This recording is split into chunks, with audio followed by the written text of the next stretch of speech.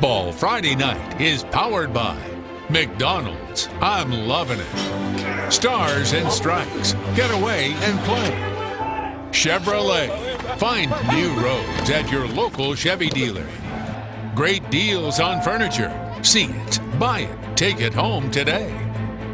Nissan. Innovation that excites. Viasat, providing high-speed internet to those outside the cable zone. Call and get connected today. And Jostens, celebrating moments that matter.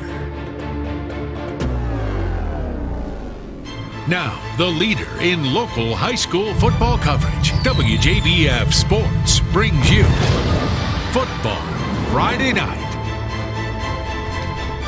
Welcome to Week 13 of Football Friday Night Playoffs. That was my Jim Mora voice. Wait, you got to tell the millennials who Jim Mora is. Yeah, you're going to have to YouTube it. Yeah. We don't have time. I'm Brennan Robertson, and look what we did. We made a little trade move at the deadline, stealing our good friend John Hart from Game Night Live. Good to have you in. I'm going free agent at the end of the year. I'm just warning you now. That's fine. But for now, we got a ton of games for you.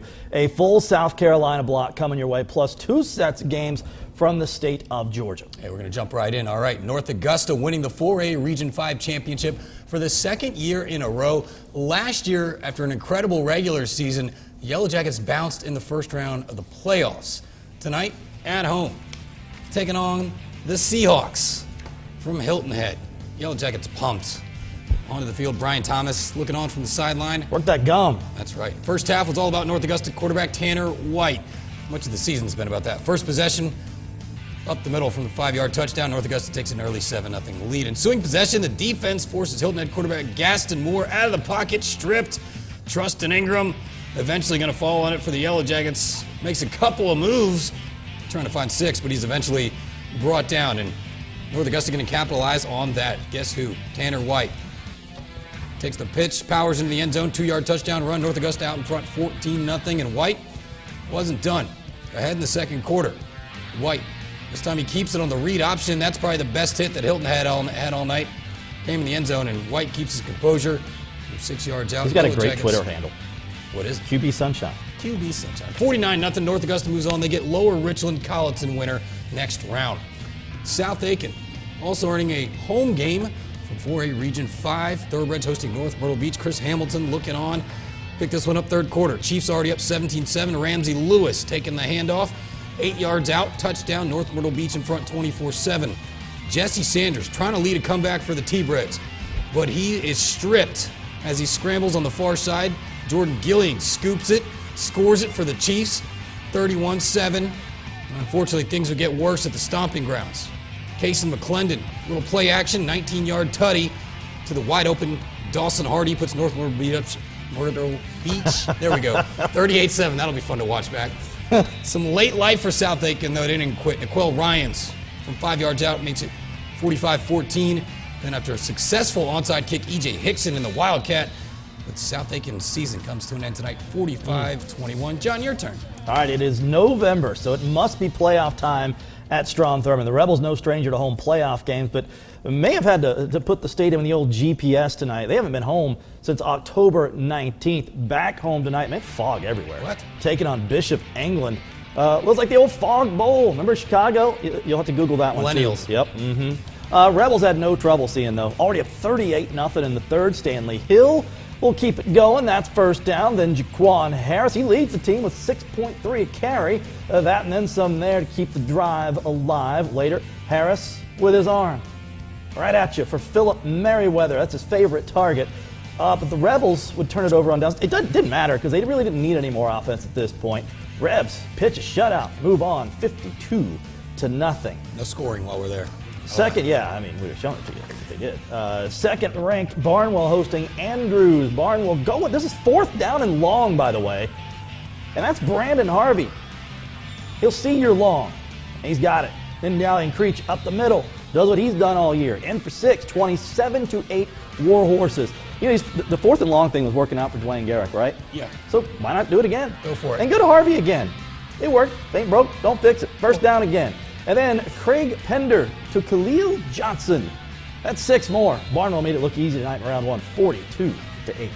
You know, punters are people too. I've watched you guys all year, and that's one thing I've learned. We show punting. How about we show Bamberg Earhart?